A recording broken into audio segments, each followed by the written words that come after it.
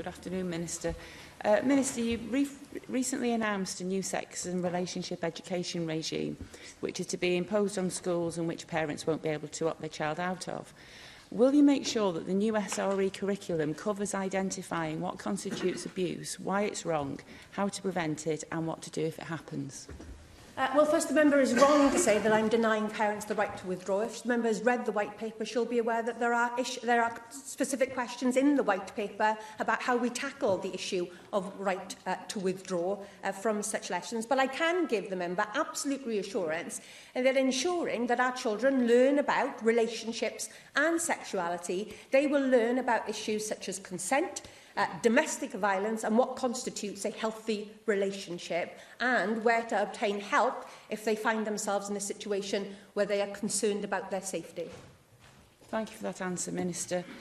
Recently, we've seen the first ever conviction involving a parent performing or allowing FGM to be performed on their child. Despite years of this abuse taking place and it having been made illegal a long time ago, the UK, Welsh and Welsh governments and the institutions under their control have been ineffective at preventing it and dealing with it when it does happen. Do you agree with me that the one way we may be able to help prevent FGM in Wales is by highlighting it as a specific issue when it comes to SRE?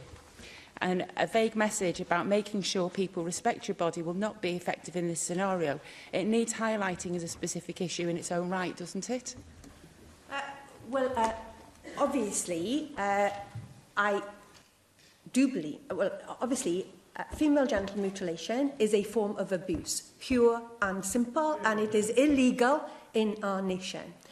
As I said, the member will have to wait for the individual AOLEs to be published, but we are not going to be in a position where we are listing long lists of individual specific subjects.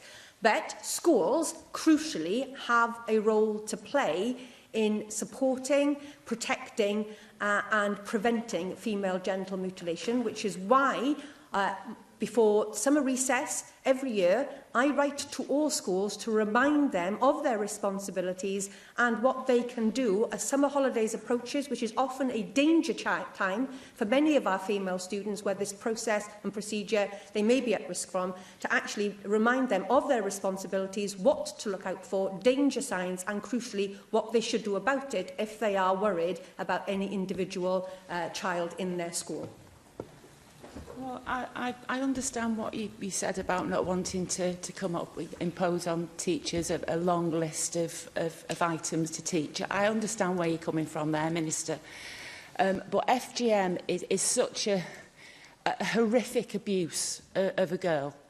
And it's now being undertaken on babies because, and I quote, the girls are unable to report, the cuts heal quicker, and prosecution is much harder once evidence comes to light and the girl's older. That's the end of the quote. So simply telling girls in school that they should report anyone trying to do it isn't going to work. Increasingly FGM is happening here in Wales, in the UK. So, just keeping a note of those girls who are likely to go on holiday and have it done abroad. They might have had it done to them as babies. And, the whole point is, I would suggest, is to educate the next generation of citizens in this country, every single one of them, in SRE, that female genital mutilation is horrific and that cannot be tolerated. Do it right at the word go. Get rid of that acceptance of it in a small minority, small part of our community. Because as the charity Bernardo says, that community engagement is key to ending the crime of FGM. So will you help solve this problem through educating future generations that FGM exists and can't be tolerated?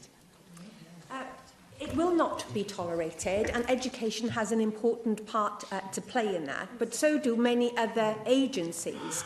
The member raises the issue of FGM in baby girls. Now, clearly, that is an issue for midwives and the National Health Service to address. But let me be absolutely clear again.